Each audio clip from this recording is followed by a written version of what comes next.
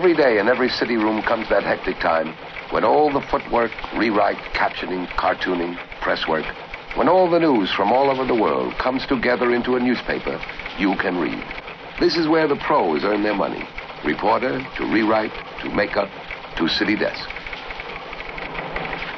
The stories that shock a nation, move them, make them laugh, begin here.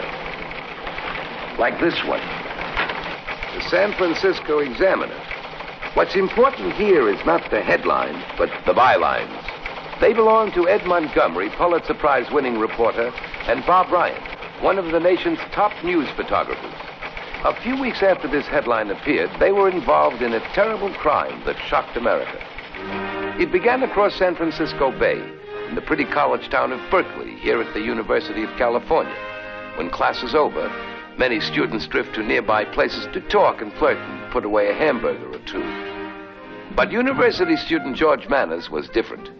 He preferred this place, a restaurant called Beasley's next to the campus of Willard High School. He came here every day, though he knew no one, though no one knew him. No one ever noticed George Manners. No one saw what he really was, until it was too late. When it was all over, FBI Chief J. Edgar Hoover said that the ingenuity and enterprise shown on this case by Ed Montgomery and Bob Bryant represented the highest traditions of journalism. It's their story you'll see tonight as we roll on Deadline.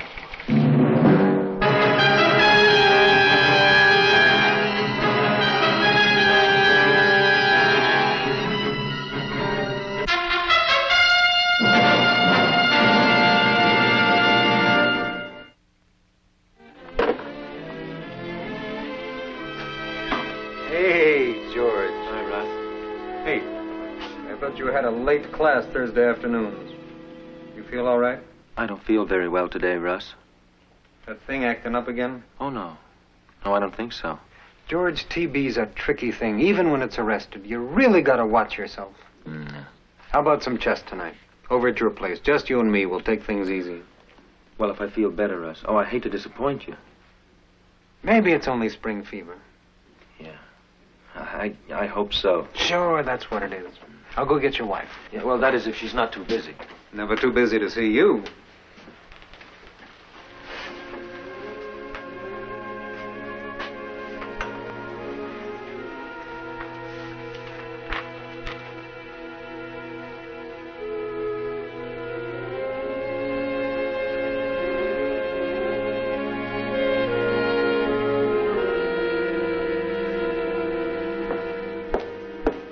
Hi. Hi. Russ said you don't feel very well. I feel okay. You're a little warm. You look nice. Oh. George, why don't you go home now? I'll try and get off a little early, and I'll fix some of that soup you like. You know. No, I don't want to be cooped up. It's nice out. Spring fever. The universal answer. Say, maybe that is the answer. Why don't you go to the cabin today instead of waiting for the weekend? The cabin? Sure, the air will do you good. Russ and I'll come up Saturday the way we planned. Well, maybe you're right. I could drive up this afternoon. Although I'd hate leaving you. Oh, I'll be up Saturday. I mean, that is if we can get your mother to babysit for us. Oh, well, I'm sure she will. She shouldn't sit like that. The way the kids show off these days. You're right.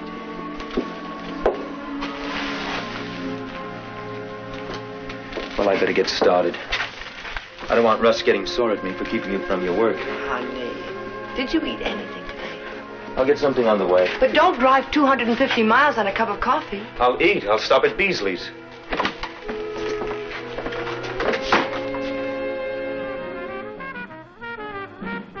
Look. Parakeets. Dad's getting me 2 budgies, sort of turquoisey promised to match my skirt. Parakeets. Why, that's for the birdies.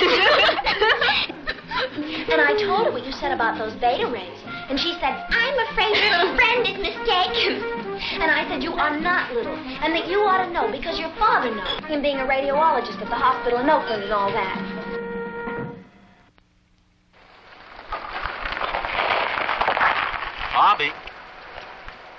I've been looking all over for you, Bobby. How do you know my name? From Beasley's. You've seen me there. I guess so. Listen, right after you left, your father called, and he wants you to go over to his office at the hospital right away. To Oakland? Why? Well, I promise not to tell. Golly, I'm supposed to go straight home. It's only up the hill. Well, he said it was important. Oh, by the way, I'm George.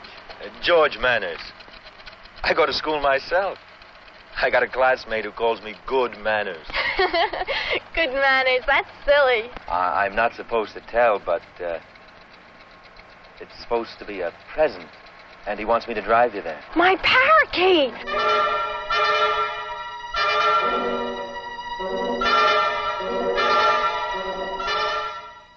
Hello? Oh, hello, darling. And a happy Friday night to you, silly. How's the cabin? It's so lonely up here. Yeah, it's so quiet, like death. No, I'm not being morbid, honey. It's just... Well, I guess I miss you. Yeah, I guess I miss you a lot.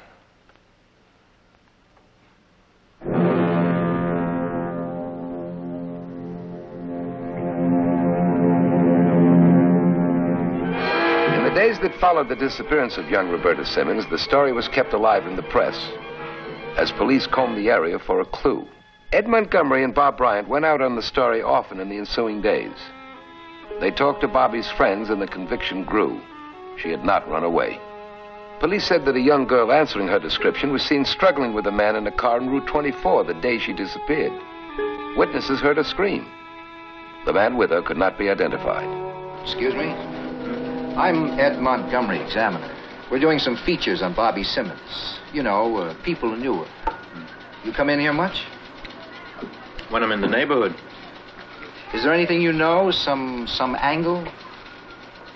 Well, it's a terrible thing, this, and I'd like to help, of course, but unfortunately, I didn't know the little girl. Thanks.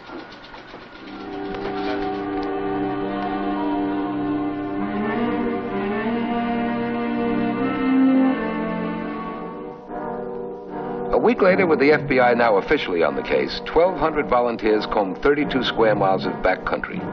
Result of search? Negative.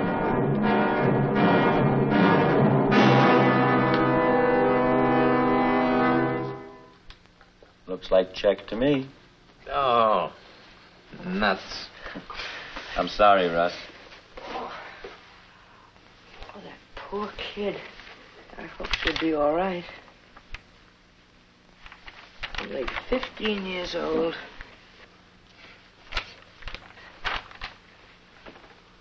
No. I was afraid you'd do that. Check and mate. Oh, you're too darn good for me. No, I'm just lucky.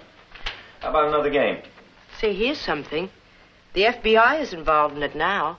I guess that proves she didn't run off. I just don't like to read about things like that in the paper. For heaven's sake. I must be getting absent-minded. You ought to trade me and George. You know what I did? What? You know that Gerber's masquerade party next month? Mm-hmm.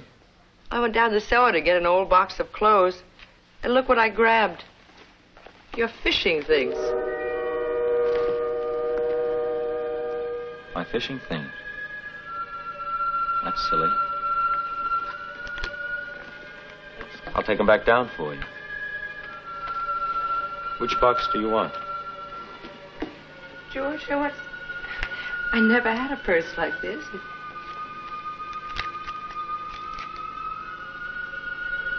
George, it's hers.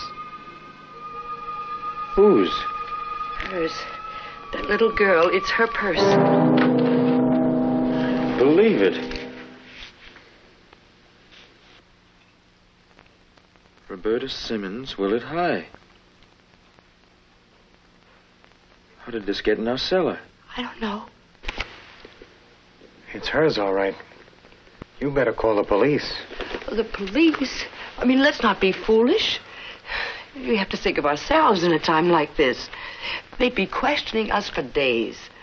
I mean, we can't afford it, Russ, the way business has been. Well, we just can't sit on this. Why not? I mean, she might be home in a day or two. Suppose she just ran off. Well, it would be a strain. You haven't been feeling well. You got those exams coming up. Well, I don't know. I'm not suggesting we withhold it indefinitely. We could just postpone it a few days. What harm is there in that? I mean, if we just postpone telling them a couple of days. Well, okay. What do you think, Russ? Elaine's probably right. But how did this wallet get in our cellar? There's probably some simple explanation.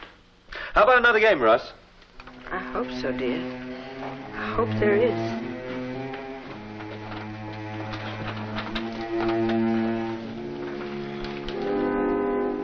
Yeah. My luck can't hold out forever. 13 days after she disappeared, reporters Ed Montgomery and Bob Bryant, working with police and the FBI, found a textbook in a field off Franklin Canyon Road. It belonged to Roberta Simmons. It was proved she had passed that way, but it proved nothing else. Almost a month after Bobby had vanished, Lieutenant Fraser of the Berkeley Police released a statement to the press. In addition, we're sending out 4,000 circulars to 11 western states. Locally, we're calling off the search for Roberta Simmons.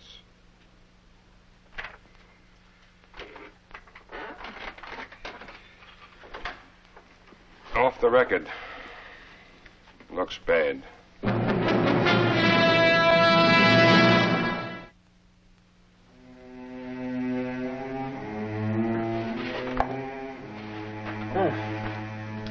This stuff's not too difficult. I think I've got it licked. Who can that be? The police. I called them. We waited too long already, George.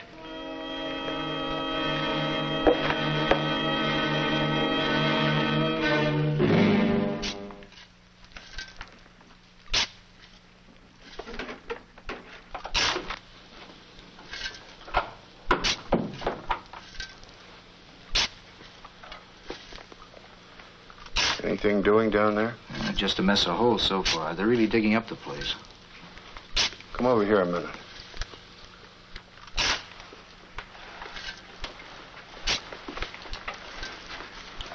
I found these on the table in there. Shame on you. In one of his textbooks. An art lover. You better put them back before we're hauled in on a morals rap. Of course, it doesn't mean anything. Not really. Not by itself, it doesn't. It looks familiar to me for some reason. He's playing too cool, if you ask me. They're ripping his house apart, and he sits doing crossword puzzles. Unless he's innocent of anything, I suppose. Now listen. Sounds like something's up. Hey, stop digging. What do we care? Suppose they find something else.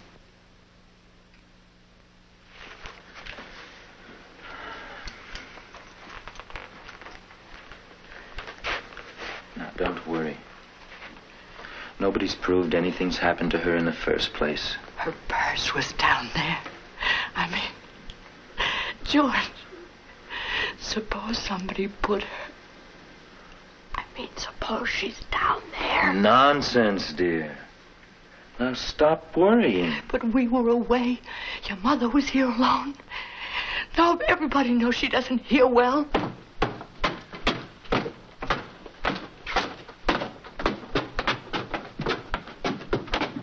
Mr. Manners, we'd like you to come along with us. George. No, he's not being placed under arrest. We just want him to clear up a few things.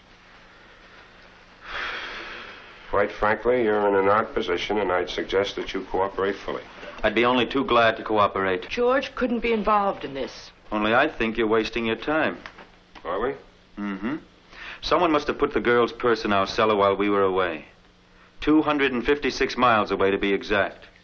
Perhaps the girl herself did it. After all, there's no proof that a crime's been committed. Well, now, I don't remember accusing you of anything. Then why are you insisting? Forcing me to go with you. I told you, I have no idea how that purse got in my cellar. Oh, yeah, the purse. Mr. Manners, buried beneath your cellar flooring, we found these. 3 of her books. And this. Now, if you know anything, you can save us an awful lot of time. I have no idea how any of those things got into my house. I have no interests outside of my studies, my son, and my wife. Let's go, Mr. Manners.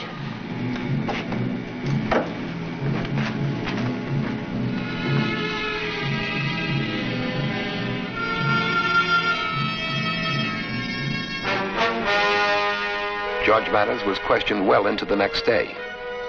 Intensive search of his house revealed nothing further. Then an announcement. To prove his innocence, he volunteered to undergo the polygraph, the lie detector.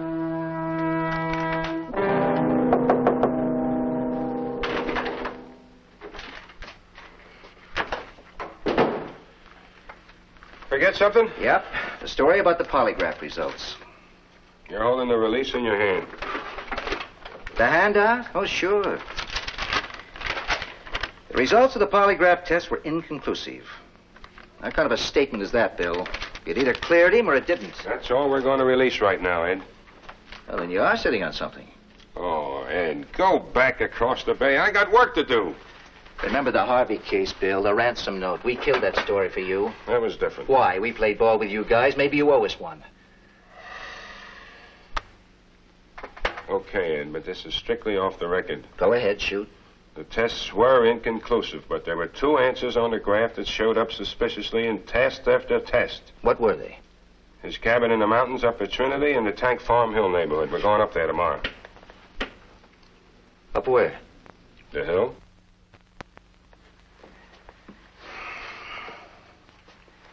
The cabin sounds like a better bet to me. It's fishing things. Yeah. We thought about the same thing last night. The FBI and my men picked the place apart. Nothing. Well, thanks for letting us in on it. Oh, look, Ed. I won't apologize. We're in a rough spot. Manners is unquestionably in this someplace, but unless we turn something up, there's nothing we can do. What do you mean, something? Her body.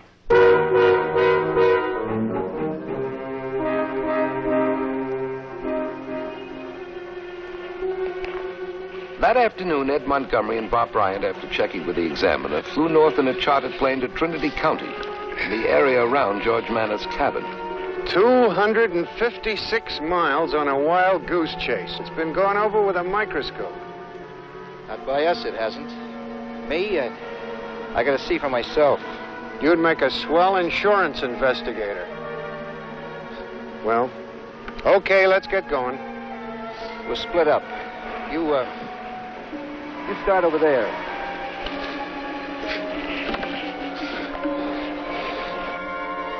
The hours passed. Reporter Ed Montgomery and photographer Bob Bryant kept going, kept searching. Branches tore at their clothes, snapped in their faces. Still, their eyes never left the ground. Finally, around 7 p.m., on a ridge east of the cabin. Don't ask me how I know, Bob. It's here. Somewhere around this place is that little girl's grave. We've gone over every inch. I say it's here. We just missed it, that's all. Come on, we'll get a room in town. You mean stay overnight? Tomorrow we'll get some dogs. Bloodhounds, hunting dogs, anything. If you're that sure, Ed, I'll start taking pictures. Murray can fly them back tonight. If anything breaks, there'll be enough for an extra. We've been going for 3 hours now. For all the help they've been, these mutts might as well be out for a walk. So sure. Well, I guess we better start back. It'll be dark soon. Why not try that ridge up there once more? Might as well. Mr. Johnson, let's take a Looks like they got something.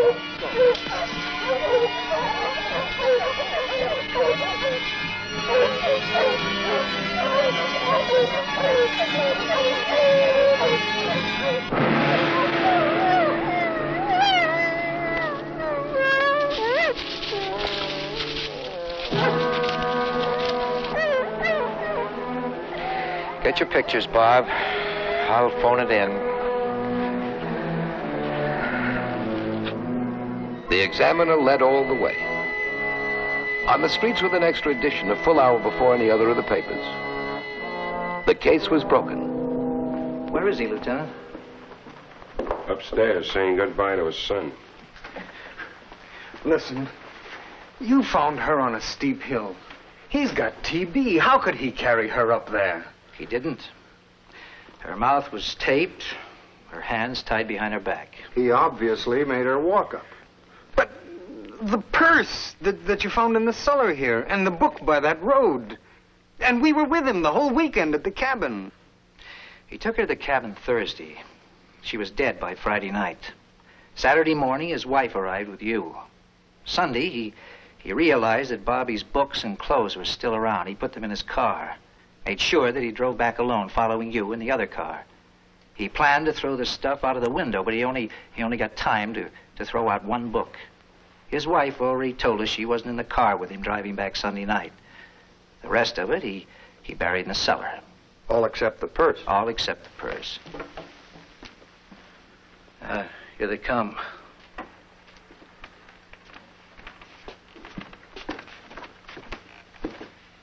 Oh. You're the gentleman that found the little girl's grave. That was a fine job you did. Of course, it has nothing to do with me. All right, that's enough. Let's go. Oh, if you're through with that, I'd like to have it. That is, if it's all right. Haven't you had enough? Huh? Oh, you think I... No, you misunderstand. I'm not the least bit interested in the little girl's story. I had nothing to do with it. I'd like to do the crossword puzzle. I find it stimulating. George, where are you? I don't understand. Elaine, get a grip on yourself. What happened, George? What happened? Nothing's been proved, Elaine. You were sick, and you didn't know. TB. You never recovered. Don't you see? Don't you understand? Anytime you're ready, gentlemen.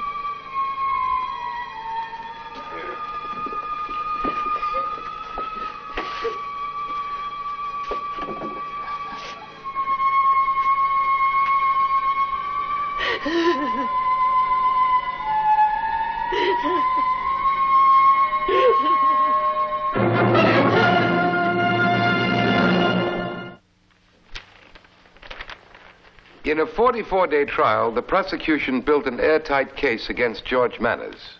In his car, police specialists found blood stains and fibers that matched Bobby's skirt and blouse.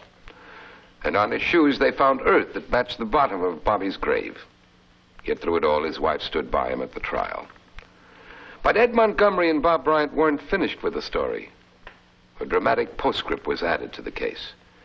Found guilty of both kidnapping and murder, George Manners was sentenced to die.